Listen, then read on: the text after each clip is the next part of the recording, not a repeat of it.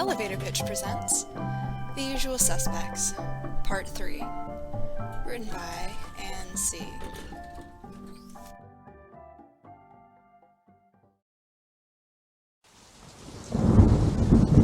I'd seen a lot of murderers confess at gunpoint before, some pissed, some begging, some still trying to figure out how to lie their way out of it. I'd seen it all.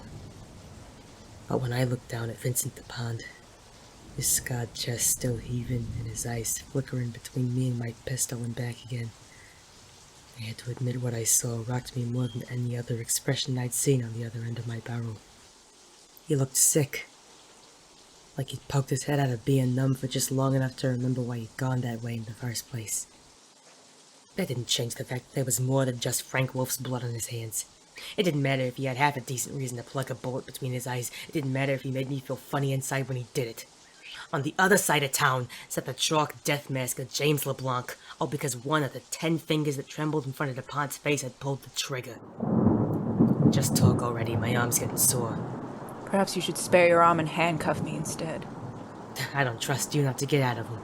I'd hate to make you sore, that's all. Shut up! I thought you wanted me to talk. Oh, you know what I mean. I can't read your mind, Nathan. Are you going to turn me into the police, or get my story before you sentence me to death?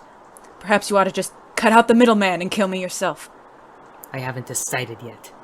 It would be best if you decided soon. It would be a shame if the CPD found out where you acquired that love bite.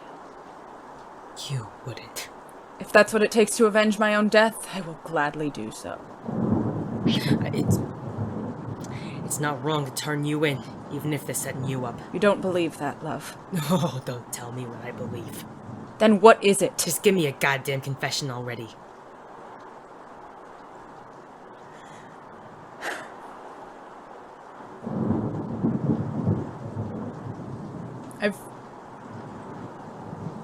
You must first understand that I never had a sister. My father never had a daughter, and no child of his died at war. The individual depicted in the portrait you saw is still living. I'm guessing I shouldn't write this down. Excellent deduction. Got it. The war began in my late 20s.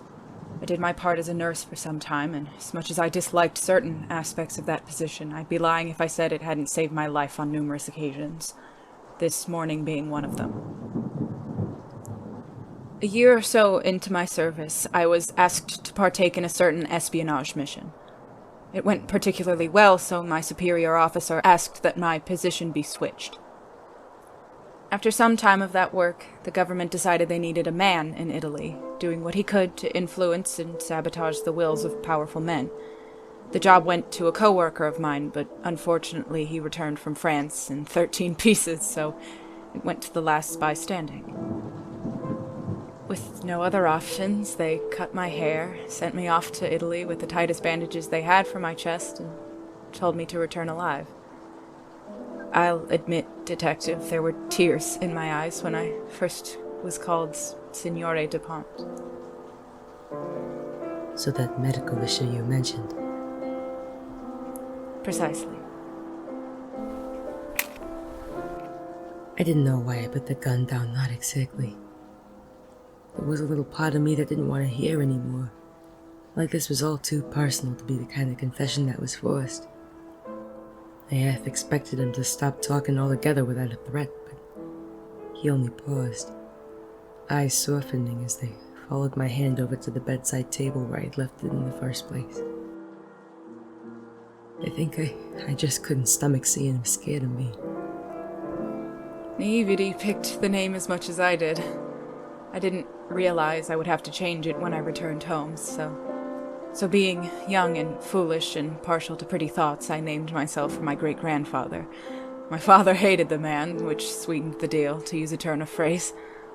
So what happened when you came home? Home is a loose word, Detective. I'm of the belief that mine is still waiting for me. Jesus. I'm sorry. No need. The family surgeon was all too happy to oblige. He'd keep any secret as long as you kept his pockets lined. Father, on the other hand, I was lucky. Father always wanted a son, after all. My sister could be mourned, and I could be adopted or a distant relative, or whatever story he told. It changed time to time. I was never his blood when he told it. Christ. We uprooted after I came home, just as we were supposed to, though I've always harbored the suspicion that he just wished to hide me. Why'd you come with him if you had a pension? A pension, yes, but no security or caretaker in the aftermath of my surgeries. There's a certain safety in being a rich man's son. Or, well, so I thought. After about a year or so, in and out of various operations, my father hired Mr. Wolfe as a butler. He never liked consistent staff, but with me too vulnerable to do much of anything, he thought he could make one sacrifice. Oh, God. He was sweet when I first met him. Nosy, of course, but I thought he was just sharp. He was so clever, Nathan. He always knew how to make me laugh. I wasn't lying when I said I loved him back. I truly did. I loved him enough to tell him all of this, you know. And you dared fight him for... We couldn't hide it forever. Father caught us sharing a brief kiss and fired him on the spot. I didn't know at the time that he'd been trading business secrets, but I was dumb enough to cut ties with James altogether when he said if he ever saw Frank again, he'd shoot him on sight. I think I know where this is going. Let me finish, darling. Right. I'd be lying if I said I didn't know why I took him by the hand and squeezed. He squeezed right back like doing it was the easiest thing in the world. Maybe it was stupid, but I felt like if I just held his hand for a while, kept it steady, kept it from shaking. Maybe I could bear a little bit of all this for him. Maybe I could give him enough time to rest before he picked up the weight of the world again. My father fell ill not long after. If I had to guess, it was guilt that dragged me back to him. Perhaps we didn't get along, but I didn't want him dead. I suppose I could have helped him muddle through in the end in peace if I hadn't started getting the letters from Frank threatening to reveal me. My romances, my surgeries, my war job. To anyone who would be able to punish me for it if I didn't pay him his approximate salary from when he was in my father's employ. Bastard son of a... I barely had any income and was wasting most of it between Frank and my father, and I still had that big, stupid dream of mine waiting by the door. When Frank's last letter gave me a life or death deadline a week from now, I knew I was running out of time. I tried to stage a robbery. That's why you broke the window, even if you had a key. And the old vases and stuff in the bags. I meant to sell them all and collect the insurance policies I'd been handling since my father fell ill. That would give me enough to pay off my blackmail and sustain myself through my father's last weeks. It would have gone smoothly too, except... You didn't know your dad was sleeping in the study. I suppose he was looking for eternal life in those medical texts. He saw my silhouette, assumed I was Frank, and... Shot on sight. I didn't even come in armed. You struggled for the gun, knocked those papers over on the desk, shot him 4 more times, cleaned up the blood. It all boiled over. I promise, I swear on my life, I loved him. I truly did. I owe that man my life, and so much more, and... Oh, he held you prisoner. He could have afforded a nurse, goddammit, but no, he just has to keep a leash on you instead. You've assumed the rest already. I went home, fixed myself as best I could, returned to the crime scene, and called the police. What about everything that happened with Wolfe in the cellar? He was always fond of deals. I assume he was attempting to trade your life for mine. I don't doubt he would have double-crossed me anyway. He was at the crime scene to put that note there, wasn't he? I'd assume so. Everything okay? Well, I assume you're not going to shoot me. Hell, I'm not even gonna turn you in. I thought not, but... Well, forgive me for instinct telling me any man I loved enough to trust would betray me. I mean, I got a pretty good reason. If you've got partial ownership of the house, you didn't do anything wrong other than breaking a window, and it's not hard to make the case that your dad shot you first. With a good enough lawyer, you could probably even argue that everything with Wolf was self-defense. That's if they even trace him to you. You're telling me I didn't commit a crime today? What am I, chopped liver? Very funny. I'm sorry I scared you. You should be significantly more sorry for threatening to shoot me. Yeah, sorry for that, too. I meant to tell you all of this, you know. It's just that the last time I did... I get it. Don't worry about it. Detective, why are you looking at me like that? Like what? Like you're watching your own funeral? Did I, tell you about what I heard in the basement? I don't believe so. You know District Attorney Mason and Judge Hollis? I might have seen the names on campaign signs. They're up for re-election in a few weeks, correct? I heard a few words of a conversation through the floorboards. They said something about planting evidence sometime soon. I'm in hot water with both of them from trying to bust them on bribes, so they're trying to flush my career. And, well, you're the price. Please, don't say any more, Nathan. I don't think I could take another terrible thing today. I'm breaking into the crime scene tomorrow, whether you want me to or not. What? Just to hold him off through the will reading. You get your money and get the hell out of here. Change your name, skip town, whatever the hell you need to do. Maybe a good enough lawyer could get you out of this, but if you get Hollis or Mason or both of them against you, there's no chance. They're probably already bribing the jury. Nathan, I couldn't possibly let you do such a thing for me. I don't even care if you write back to me. Just get out of here before you get dead. But, Detective... I'm gonna warn you now, I'm a stubborn bastard to argue with. I'm just stunned you'd even consider it. You're a lawman, after all. Not a very good one. You can't risk yourself like that on your own. Tomorrow night. You got 24 hours to try to stop me. What I mean is that I'm going with you. You'll need my expertise.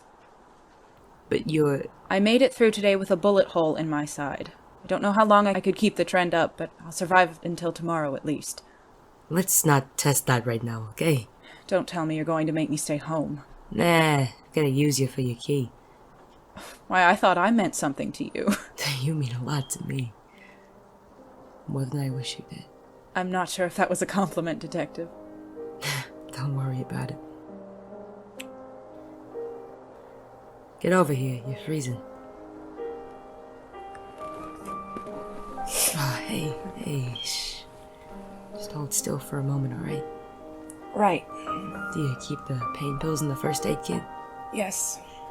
I'll be right back. Not going anywhere. My apologies, I didn't expect the two of us would still be in each other's company when they wore off. There you go. Is that enough? It's perfect. Really don't need to lay me back down, dear. Can't be too careful. How do I keep you from moving? Perhaps you ought to fall asleep on my arm. You kidding me? You could probably wriggle your way out. Yes, but imagine the emotional toll. Think I get your point. That was an invitation, you know. Yeah, I'm coming. You're warm. Thanks, I think. What'd my head ever do for you to be so sweet on it? It's a good head, Detective. Whatever. When I said I was sorry about everything. I know, Nathan. It means a lot, frankly. You don't have to tell me again. I'm sorry that I threatened you for it. All forgiven. You panicked. It makes sense, from your side of things. Besides, it was quite nice to have the ear of someone who doesn't hate me for, well... Yeah. You don't have to worry about anything ever again. They're both dead, and in a day you'll be able to run. Do you think you'll leave with me? After a day. All it takes is one day to change the rest of your life, Detective. I don't know. I thought you hated this city. I do, I didn't even grow up here, but ever since the war, it's like I can't leave. I have to be doing something I know is right, even if it kills me.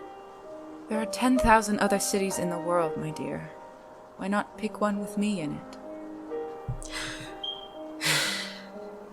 Maybe. I can live with a maybe. Good night, Detective. Right, Vincent. He rolled over just enough to reach for the cord on the lamp that had been shining down on my abandoned gun. I thought he was gonna roll back, but he stayed there and wrapped the arm around my chest, like a hand between my heart and the outside world could stop it from breaking.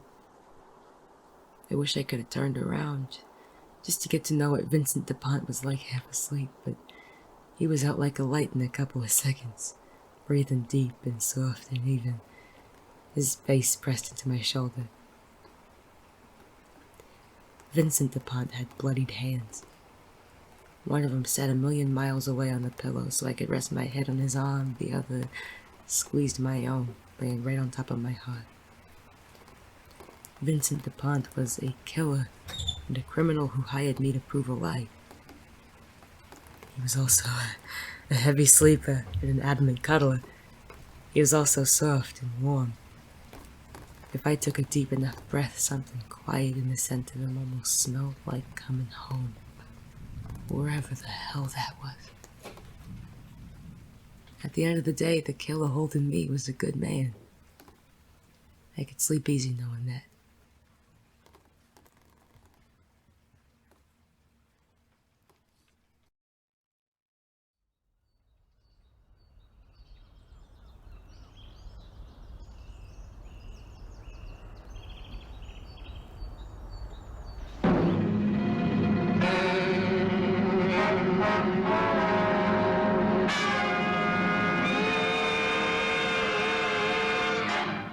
Good morning to you, too.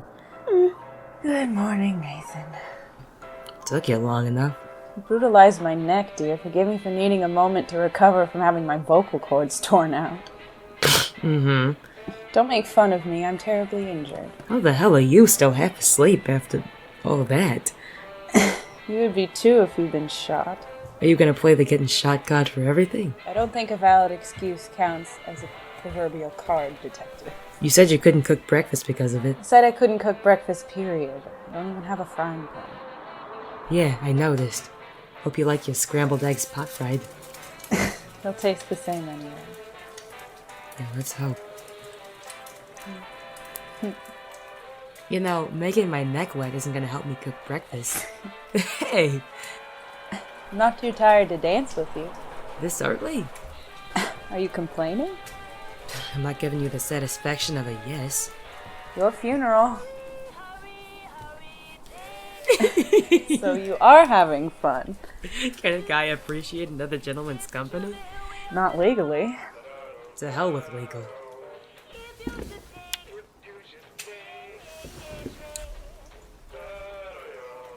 This is one hell of a way to burn your eggs, Dupont. I dislike burnt eggs far less than I like kissing you. What's got you so clingy all of a sudden? Can a man appreciate another gentleman's company? Can't ever win with you. My presence is victory enough. Tell me why I put up with you again. This. I could get used to mornings like this. In a perfect world, they'd be every day, and I wouldn't ever get sick of them. I'd memorize the way Vincent Dupont liked his coffee and bring it to him in bed.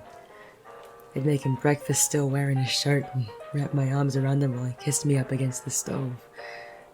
Every day would be a paradise made just for the two of us. It was a pretty thought. Maybe it wouldn't last forever, most good things don't, but the way Dupont kissed me told me that later was a word that could wait.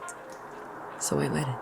I've missed out every morning of my life up to this one. What makes you say that? I've never shared one with you before. You know, I'm shit at taking compliments. Practice ought to improve that. Hey, quit the schmaltz. I don't know if that's ever been possible, even from the very beginning. Before or after you tried to get blackmail information on me? During. Hell of a multitasker. There's always been something about you I couldn't place. That look in your eye when you're examining evidence or writing in your journal. The way you clench your jaw when you're thinking. That look in your eyes when you think I'm not looking at you. I get it. Quite the contrary. I don't think I could ever quite put it into words. Yeah, whatever. You're pretty nice yourself, too. And? And what? That's it? What, you want me to write you a goddamn sonnet? Some reciprocity would be nice, at the very least. I reciprocate just fine, thanks. Not conversationally. Fine, whatever. I like your eyes. Anything in particular about them? I don't know, they're nice to look at. I'll take the compliment. What, you want me to say why I first got attached to you?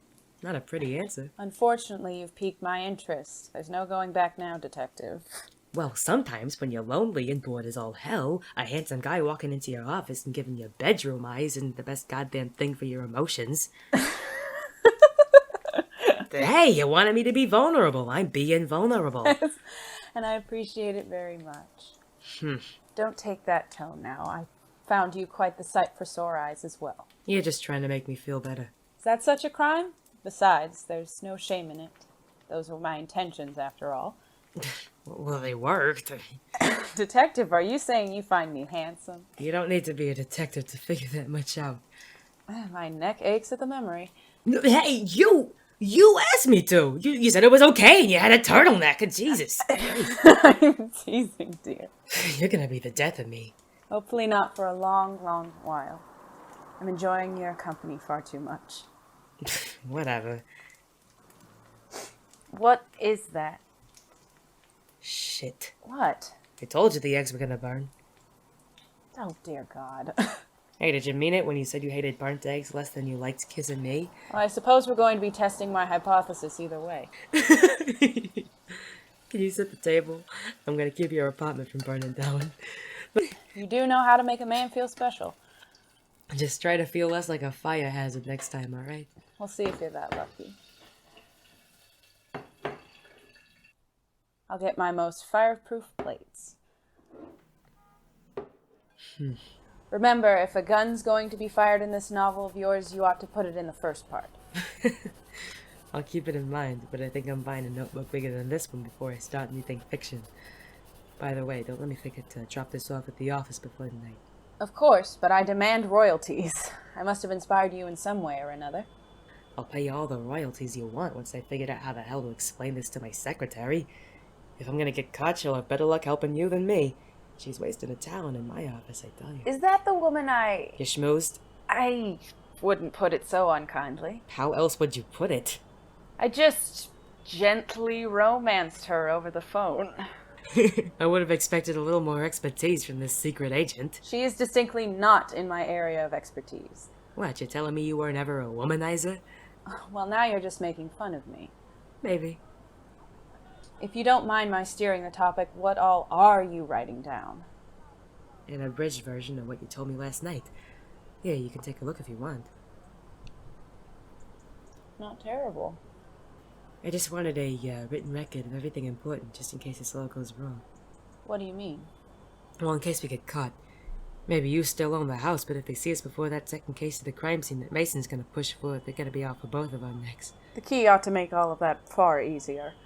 It's still suspicious that you're going into the building. I do believe I told the police I only ever visited to see my father. Damn it. What's your second best idea? This key unlocks more than just the front door, you know. Your second best idea is the back door? You don't think me that unprofessional, do you?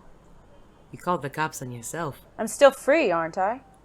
That's a time-sensitive argument, Dupont. So I'm making it now. Hmm. As for this key, my father may have had his faults, but he took my privacy very seriously. Yeah, because if anything about you got out, it would make him look bad. You can spit on his grave once he's buried, dear. What I mean to say is that when you hypothesized the perpetrator receiving a backroom surgery for the right price the other day, you weren't terribly far from the truth. Father was rather averse to either of us being seen as weak, so rather than spirit me away under the cover of night whenever I had a post-op, he had an operating theater installed. You're kidding me. There's a hidden door behind a certain patch of the hedge maze. I don't doubt Frank snuck in by picking that very lock. Can we get back to the whole having a hidden door in your house thing? Are we just gonna brush over the fact that your dad lived in a goddamn murder mansion? Just wait till you find out where the theater opens. No, don't tell me it's a bookshelf. It's a bookshelf. God, I hate your family. Feelings mutual, dear. Just in case there's someone there, do you have any reason you might want to go back to the study? Perhaps Father had a few library books out? Perfect. And what's your plan? Run like hell and don't let him catch me. Detective! What? You really ought to stop doing that. Doing what? Assuming the worst. The way I look at it, it's the best option for going into anything dangerous. Hell, got me through the war. How exactly did assuming death or a fate worse help you? Well, if you make it, you got yourself a hell of a pleasant surprise. What? Can't I convince you to at least try to spare yourself? What the hell is that supposed to mean? I don't mean you're running into this place for failure, but you act as if every next danger will be the end of your life. Where's your suitcase by the door? I don't see how this helps us break into the mansion. I'm talking to Nathan right now, not Detective Archer. Business hours. Sorry, Nathan's closed. I mean it. I want to know what I can do to help. Look, if all this goes right, it's not gonna matter. You'll run off to some other city and write to me every day until you stop forgetting to, then someday I'll never hear from you again. There are a million better men than me out there. Don't think you'll have much trouble with that. Besides, you're an easy person to love, Dupont. Don't talk like that. It's the truth. I'm stuck in this city whether I like it or not. Let me ask you this. What's keeping you here? I can't just leave the office. You served until the end of the war, correct? Got sent home a bit before. Took a bullet in the arm. So it can't have been much more than 4 years to set up a rather successful business from the ground up, and that's being generous. 2. Had to get fired from the CPD first. 2 years. Why couldn't you spend another 2 years somewhere you didn't hate? Dana, my secretary. She doesn't have any other income if I just quit out of nowhere. You said yourself that she's underutilized. If you forewarned her, she likely wouldn't have too much trouble finding a job, and a more lucrative one at that. I don't know. I just feel like if I leave, this city's gonna fall to pieces. I know it doesn't make sense. I fought myself over it a million goddamn times, but it's like that kid in me that was supposed to die when I got drafted never gave up on his big dream. And that was... I don't know, that maybe I could fix this place. Maybe I could make it all better just for a few people. If I was gonna spend the rest of my goddamn life too antsy not to keep a gun on me, I might as well do something good with it.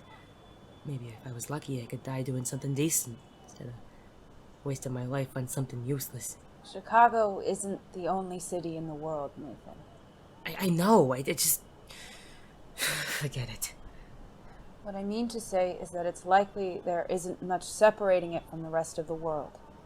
There are good corners, of course, but not every corrupt officer lives within these city limits. Don't tell me it's all pointless. Doing what you feel is right is never pointless, dear. I hate to watch you running yourself ragged over an impossible task. It's not like I like doing this. And perhaps you don't need to. Of course, leaving wouldn't fix your issues, but I don't see it being terrible for you to do so. I'll think about it. I know it's a heavy offer, but after I've received the money from the will, I could help you get yourself started again, wherever you want. You know I can't ask you to do that for me. So I'm offering instead. I see no shame in living for yourself. I see no shame in doing what makes you happy either. Hate to say it, Dupont, but I don't know what the hell that is. You've never had any pastime you've particularly liked? If I could be the kind of private eye who only went after missing cats, I would, but we're not living in that kind of world. I'm sure there's something. Hell, I think I'll only find out what I'm like as a goddamn individual once I'm retired. If I ever make it that far. And how much would you have to save to do that? Like hell, I'm retiring. Do you want to? I don't think it would be terrible. Then I suppose you do have a suitcase by the door. If you ever wanted to retire somewhere far away from any of your former connections, my offer still stands. Why don't we save a little dreaming for after the break-in? At least promise me you'll consider my offer. I promise. And Nathan, if you don't want to come with me, I do. It's just... I understand. Do whatever's right for you, but please think about what I've told you first. Yeah. Yeah, I'll keep it in mind. This episode featured Even S as Nathan Archer and Ellis G as Vincent Dupont. The music in this episode was written, adapted, and performed by Anne C. and Carl J Ferrara. It was written by Anne C. and produced by Rae F. Special thanks to Ellis G. for the episode art. If you like this episode, please consider following us on Twitter and TikTok at ElevatorPitchP. For show updates and a chance to interact with the cast and crew, please consider also joining our Discord server. Link is in the show description. If you're willing and able, please consider checking us out on Ko-Fi at Elevator Pitch Podcast and taking a look at our donation rewards. Elevator Pitch is licensed under a Creative Commons Attribution Non-Commercial Share-alike 4.0 International License. Thanks for listening.